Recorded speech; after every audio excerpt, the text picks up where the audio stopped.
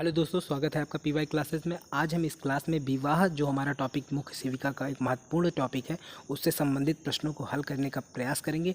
पिछले जो हमारी क्लास थी उसमें हमने विवाह को समझा था, विवाह के प्रकार को समझा था तथा उससे संबंधित महत्वपूर्ण एक्ट्स जो हैं उनको समझा था।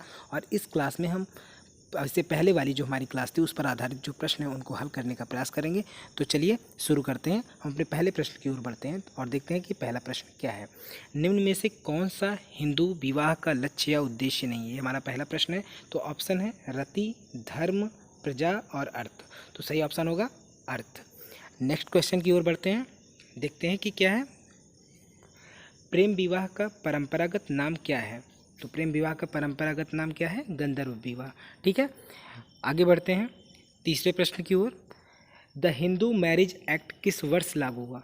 तो ऑप्शंस हैं 1958, 1955, 1968, 1945। तो सही ऑप्शन है आपका 1955। ठीक है, आगे बढ़ते हैं चौथे प्रश्न को देखते हैं कि हिंदू विवाह के किस स्वरूप में कन्यादान का संस्कार विद्यमान नहीं है? तो इसका ऑप्शन देखते हैं ब्रह्म विवाह, दैव विवाह, गंधर्व विवाह, आर्ष विवाह।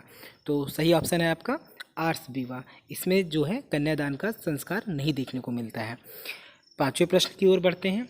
हिंदू विवाह व्यवस्था में जब आभूषणों से सुसज्जित कन्या का दान समारोह पूर्वक किया जाए तो वह विवाह का कौन सा स्वरूप है?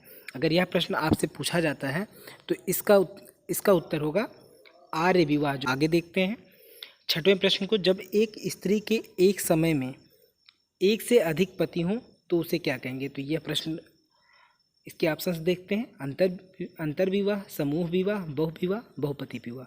तो सही आंसर है बहुपति विवाह। ठीक है, आगे देखते हैं सातवें प्रश्न को। निम्नलिखित में से कौन सा एक वर द्वारा वधु को संपत्ति देने के वायदे का उदाहरण है? दहेज, स्त्रीधन, मेहर, इनमें से कोई नहीं। तो सही आंसर होगा मेहर।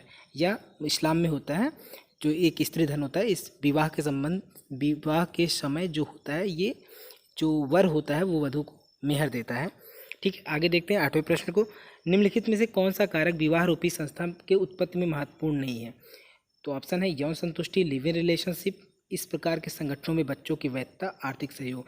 तो सही उत्तर होगा लिव इन रिलेशनशिप। ठीक है, आगे देखते हैं नौवें प्रश्न को। निम्नलिखित में से कौन सी एक संस्था है? ऑप्शंस हैं गांव, राष्ट्र, विवाह या किसान संघ। तो इसका उत्तर होगा विवाह। ठीक है, आप इसे याद रखिएगा। आगे देखते हैं 10वें प्रश्न को। देवर विवाह तथा शाली विवाह उदाहरण हैं भातृक बहुपति विवाह के, विनिमय के प्रकार के, अधिमान्य विवाह के या निषेध विवाह के। तो इसका सही आंसर होगा अधिमान्य विवाह के प्रकार हैं देवर विवाह और शाली विवाह। ठीक, आगे देखते हैं 11वें प्रश्न को। समाजशास्त्रीय परिप्रेक्ष्य के अनुसार विवाह का अध्ययन इस पर आधारित है। ऑप्शंस हैं कर्मकांड एवं संस्कार पर, पुरुष व स्त्री के बीच यौन संबंध पर, शिशुपालन की प्रक्रिया पर, भूमिकाओं की व्यवस्था पर। तो सही आंसर होगा इसका जो आपका पुरुष व स्त्री के बीच यौन संबंध पर। ठीक है, तो आगे देखते हैं अगला प्रश्न। लेवरेट क्या है? एक प्रकार, इसके ऑप्शन है एक प्रकार की जाति अंतःक्रिया, एक प्रकार का संविदात्मक संबंध, विवाह की प्रथा, एक प्रकार का धार्मिक अनुष्ठान। तो इसका आंसर होगा विवाह की एक प्रथा है लेवरेट। ठीक, आगे देखते हैं द फ्यूचर ऑफ मैरिज, या जो पुस्तक थी उसने किसने लिखा था? तो इसका आंसर होगा जेसी बर्नार्ड ने। ठीक, इसे याद रखिएगा। आगे देखते हैं 14वें प्रश्न को। जब उच्च जाति या वर्ण की लड़की का निम्न जाति के लड़के से विवाह होता है तो यह व्यवस्था क्या कहलाती है? सहप्रसविता, अनुलोम विवाह, प्रतिलोम विवाह या शाली विवाह। तो इसका आंसर होगा प्रतिलोम विवाह। जब लड़की उच्च जाति की हो और लड़का निम्न जाति का हो तो उस विवाह को क्या कहेंगे? प्रतिलोम विवाह। और जब लड़का उच्च जाति का हो और लड़की निम्न जाति की हो तो उसे कहेंगे अनुलोम विवाह। ठीक, आगे इसे याद रखिएगा आप। फिर हम बढ़ते हैं अपने 15वें प्रश्न की ओर। 15वां प्रश्न देखते हैं कि निम्नलिखित में से मिलान करना है आपको। हिंदू विवाह अधिनियम, यह लागू हुआ था आपका हिंदू विधवा पुनर्विवाह अधिनियम 1856, हिंदू विवाह अधिनियम 1955, विशिष्ट विवाह अधिनियम 1954, सती विरोधक अधिनियम 1829। तो इसका ऑप्शन हो जाएगा आपका फोर्थ वाला। ठीक है, आप इसे भी याद रखिएगा। आगे देखते हैं 16वें प्रश्न को। हिंदू विवाह अधिनियम के तहत पितृपक्ष की ओर विवाह की अनुमति नहीं देता है 3 पीढ़ियों तक, 4 पीढ़ियों तक, 5 पीढ़ियों तक, 6 पीढ़ियों तक। तो हिंदू विवाह अधिनियम 1955 के तहत पितृपक्ष की 5 पीढ़ियों तक आप शादी नहीं कर सकते हैं। या हिंदू विवाह अधिनियम 1955 कहता है। ठीक है, तो इसका आप उत्तर याद रखिएगा 5 पीढ़ियों तक। आगे देखते हैं, गोत्र किस प्रकार की समूह का उदाहरण है? तो ये बहिर्विवाह का एक उदाहरण होता है गोत्र। ठीक है, इसे भी याद रखिएगा। आगे देखते हैं, विषम लिंगी सहोदरज विवाह कहाँ मान्य है? तो यह सामान्यतः दक्षिण भारत में विषम लिंगी सहोदरज विवाह पाया जाता है, तो इसका आंसर होगा दक्षिणी भारत में। ठीक है, तो आप इसको भी याद रखिएगा। आगे देखते हैं, भारत में 1961 के वर्ष इसलिए भी प्रसिद्ध है कि इस वर्ष में एक अधिनियम पारित हुआ था जिसका संबंध था कन्या भ्रूण हत्या से, घरेलू हिंसा से, दहेज के निषेध से, बाल विवाह को रोकने से। तो इसका उत्तर होगा ऑप्शन 3, दहेज के निषेध से। तो दहेज विरोधी अधिनियम जो आया था 1961 में आया था, आप इसे भी याद रखिएगा। ठीक है, आगे देखते हैं, विवाह स्त्री और पुरुष को पारिवारिक जीवन में प्रवेश कराने वाली एक संस्था है। यह कथन किसका है? तो यह कथन बोगार्ट्स का है। आप इसे थ्योरी में भी पढ़े रहे होंगे और आप इसे याद भी रखिएगा, ये बहुत महत्वपूर्ण कथन है। ठीक है, आगे देखते हैं, भारत में घरेलू हिंसा के विरुद्ध अधिनियम किस वर्ष पारित हुआ? तो सन 2005 में घरेलू हिंसा अधिनियम पारित हुआ था। तो यह प्रश्न भी आप याद रखेंगे, इसका उत्तर भी याद रखेंगे, ये एक महत्वपूर्ण प्रश्न है। आगे देखते हैं, निम्न में से हिंदू विवाह का कौन सा उद्देश्य सर्व प्रमुख है? तो सर्व प्रमुख उद्देश्य पूछा जा रहा है यौन संतुष्टि, धार्मिक कर्तव्य, पुत्र प्राप्ति, उपयुक्त सभी। तो अगर सर्व प्रमुख पूछा जा रहा है तो इसका आंसर होगा आपका धार्मिक कर्तव्य जो है आपके, ये प्रमुख हिंदू विवाह का प्रमुख उद्देश्य है। वैसे होते तो सभी हैं, लेकिन अगर सर्व प्रमुख पूछा जाए तो धार्मिक कर्तव्य ही होगा। ठीक है, आगे देखते हैं, हिंदू विवाह के परंपरागत प्रकार क्या हैं, कितने थे? अगर यह प्रश्न आता है तो ऑप्शंस आप देखिए 6, 4, 8 या 3। तो आपने थ्योरी में पढ़ा रहा होगा, हिंदू विवाह के परंपरागत कितने प्रकार थे? 8 प्रकार के थे, जो 4 पवित्र होते थे, 4 अपवित्र होते थे। तो इस तरह से टोटल 8 प्रकार के विवाह परंपरागत हिंदू संस्कृति में पाए गए हैं। ठीक है, आगे देखते हैं 24वें प्रश्न को, मुस्लिम विवाह निम्नलिखित में से है, क्या है? ऑप्शंस देखिए, धार्मिक संस्कार, सामाजिक समझौता, धार्मिक सामाजिक समझौता, उपयुक्त में से कोई नहीं।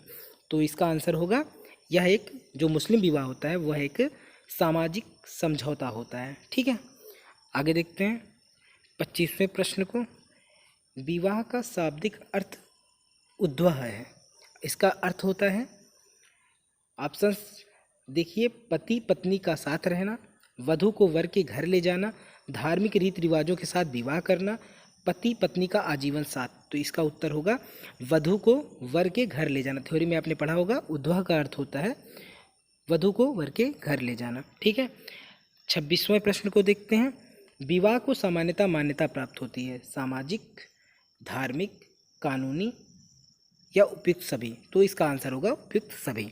ठीक है, 27वें प्रश्न को देखते हैं, विवाह के कुछ प्रमुख उद्देश्य अथवा कार्य होते हैं, निम्न में से कौन सा विवाह के प्रमुख कार्य नहीं है? तो ऑप्शंस हैं सामाजिक और आर्थिक कार्य, वैध संतानोत्पत्ति, संतान का लालन पोषण एवं सामाजिकरण तथा सामाजिक गठबंधन। तो विवाह का उद्देश्य नहीं है, ये है सामाजिक गठबंधन। तो आप इसे भी याद रखिएगा। आगे देखते हैं, जब एक से अधिक पुरुष एक से अधिक स्त्रियों से विवाह करते हैं तो विवाह को कहते हैं। जब कई स्त्रियां हैं और कई पुरुष हैं, ये सभी आपस में विवाह कर लें तो इस तरह के विवाह को कहते हैं बहुविवाह, जो जनजातियों में पाया जाता है। तो ठीक है, तो इसका आंसर होगा बहुविवाह। ठीक है, आप इसे भी याद रखिएगा। अंतर विवाह से आशय है अपने ही परिचितों में विवाह करना, अपने ही गांव में विवाह करना, अपने ही क्षेत्र में विवाह करना, अपनी ही जाति परिवार या रिश्तेदारी में विवाह करना। तो ये होता है अपने ही जाति परिवार या रिश्तेदारी में विवाह करना, इसको कहते हैं अंतर विवाह। ठीक है, आप इसको भी याद रखिएगा। बहिर्विवाह क्या होता है? अगर बहिर्विवाह से आशय पूछे जाए तो इसका आंसर होगा अपने समूह के बाहर के सदस्यों से विवाह करना, या इसका उत्तर आप इसे भी याद रखिएगा। चलिए बढ़ते हैं अगले प्रश्न की ओर।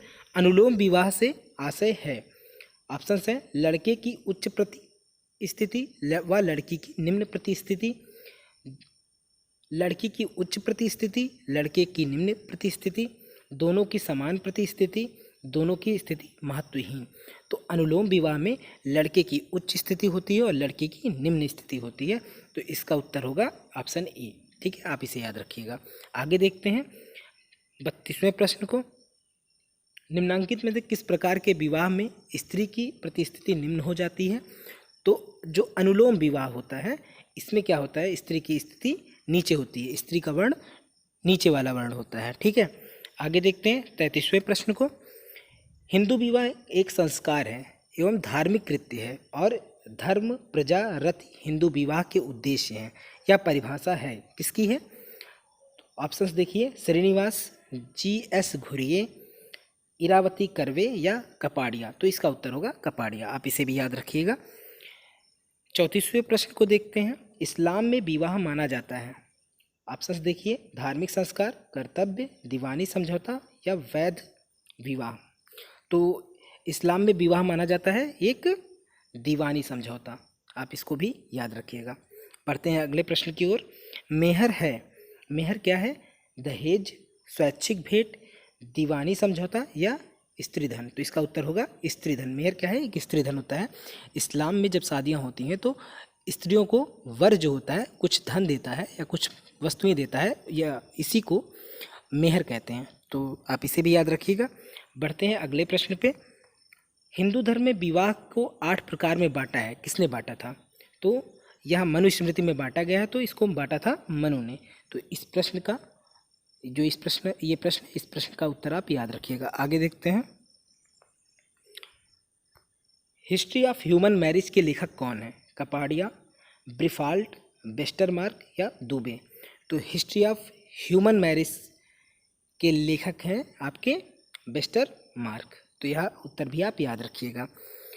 आगे देखते हैं।